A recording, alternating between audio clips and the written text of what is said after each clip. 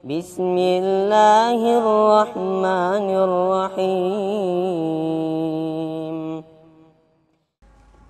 بسم الله الرحمن الرحيم. السلام عليكم ورحمة الله وبركاته.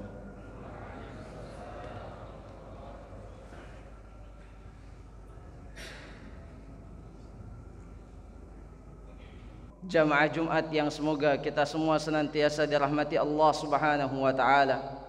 Pada kesempatan yang mulia ini, mari kita saling ingat mengingatkan sebagaimana telah menjadi syariat kita setiap hari Jumat sebelum kita melaksanakan salat Jumat secara berjamaah.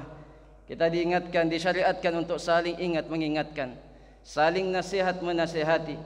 Dan di antara perkara penting untuk senantiasa kita ingat adalah perkara yang berkaitan dengan kehidupan kita di dunia ini.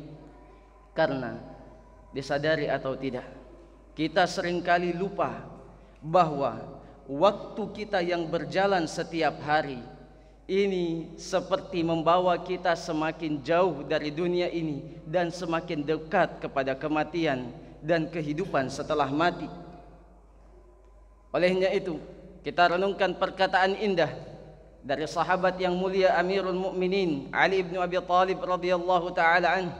Beliau mengatakan, irtahalatid dunya mudbirah wartahalatil akhiratu muqbilah wa likulli wahidatin minhuma banun fakunu min abna'il akhirah wa la takunu min abna'id dunya fa innal yawma amalun wala hisab wa ghadan hisabun wala amal. Sesungguhnya dunia ini terus berjalan membelakangi kita, meninggalkan kita, sedangkan akhirat berjalan menghadapi kita dari arah depan. Dan masing-masing dari dunia dan akhirat itu punya anak-anak. Maka jadilah kalian anak-anak akhirat dan jangan sekali-kali menjadi anak-anak dunia. Karena hari ini adalah kesempatan beramal meskipun belum ada hari perhitungan.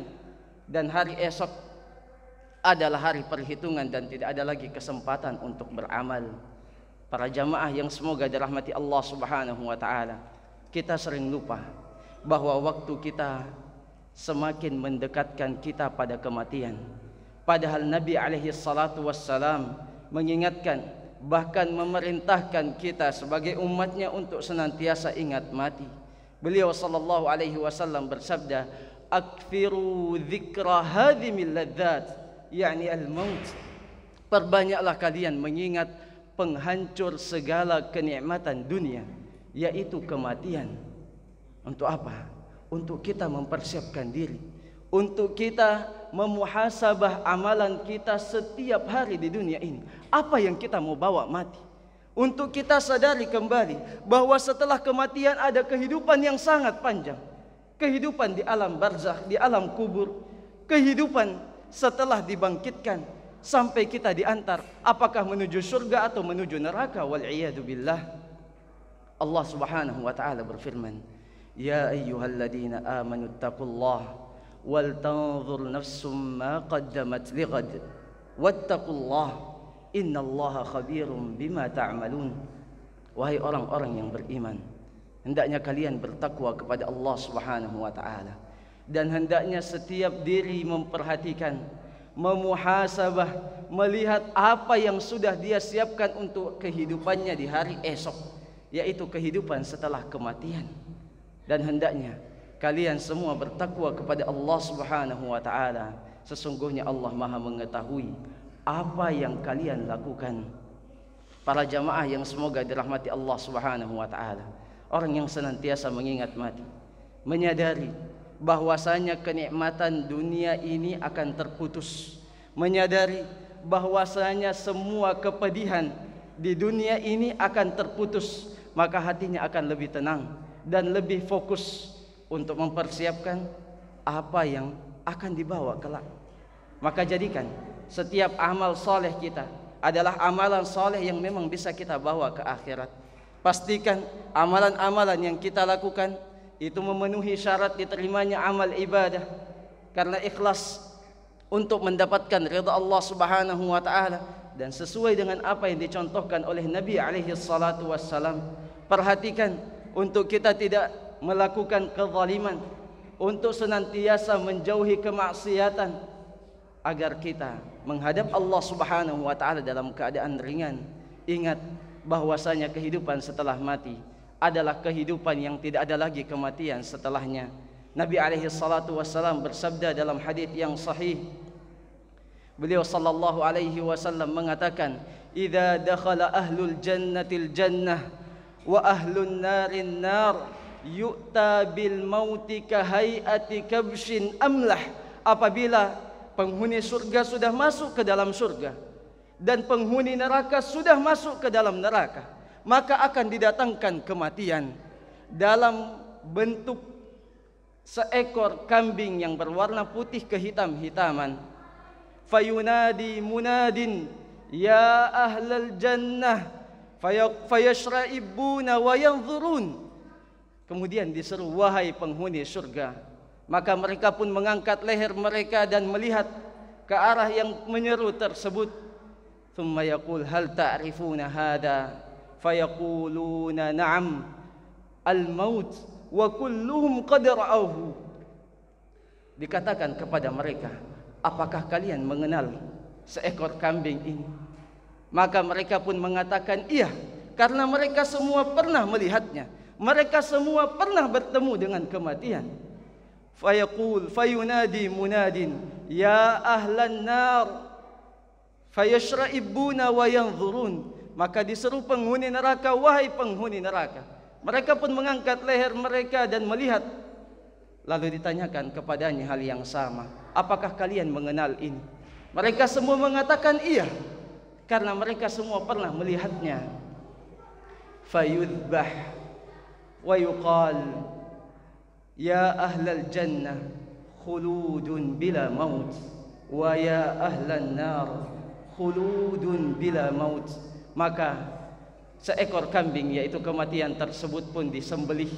Lalu dikatakan, wahai penghuni surga, kalian akan senantiasa hidup dan tidak ada lagi kematian setelahnya. Wahai penghuni neraka, kalian akan senantiasa hidup dan tidak ada lagi kematian setelahnya. Kemudian Nabi alaihi salatu wassalam membaca firman Allah Subhanahu wa taala, wa anzirhum yaumal hasrah idh qudiyal amr wa hum fi ghaflatin wa hum la yu'minun. Berikanlah peringatan kepada mereka tentang hari penyesalan, yang mana ketika hari tersebut diputuskan segala perkara yang mereka sudah lalui di dunia ini, dalam keadaan mereka lalai, dalam keadaan mereka tidak beriman. Para jamaah sekalian, Allah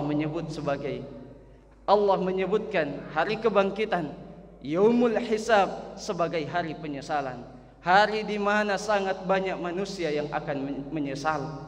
Makanya Allah Ta'ala berfirman dalam ayat yang lain, hatta idza jaa ahadahumul mautu qala rabbirji'un. Sampai ketika kematian datang menjemput salah seorang di antara mereka, mereka akan mengatakan, ya Rabb, kembalikan aku ke dunia. Untuk apa? Apakah untuk kembali melihat anak-anaknya? Apakah untuk kembali melihat keluarganya, pekerjaannya, harta bendanya? Bukan. La'alli a'malu salihan fima tarakt. Untuk saya kembali melakukan amal saleh yang sudah saya lalaikan. Saya belum sempat taubat, saya belum sempat bersedekah, saya belum sempat berzikir dan seterusnya. Tapi kata Allah Subhanahu wa taala, kalla, hal tersebut tidak mungkin lagi terjadi.